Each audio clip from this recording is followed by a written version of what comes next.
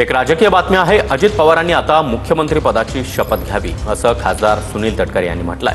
अजित पवारांना मुख्यमंत्री करायचं असेल तर पक्षप्रवेश वाढले पाहिजेत। अजितदादांनी सर्वाधिक शपथ उपमुख्यमंत्री म्हणून घेतल्याचंही सुनील तटकरे म्हणाले। तर अजित पवार मुख्यमंत्री झाले तर आनंदच आहे असं जयंत पाटलांनी म्हटलंय। हे सरकार आल्याच्या नंतर पुन्हा एकदा दादांच्या नेतृत्वाखाली जसं सर्वाधिक अर्थसंकल्प अजितदादांनी मांडला तसं सर्वाधिक उपमुख्यमंत्र्यांच्या सुद्धा शपथ अजितदादांनीच घेतलेली आहे। पुढची शपथ घेण्याची अपेक्षा आपल्या सर्वांच्या मनामध्ये आहे। आख्यापेक्षा नाही, स्वप्नही आहे।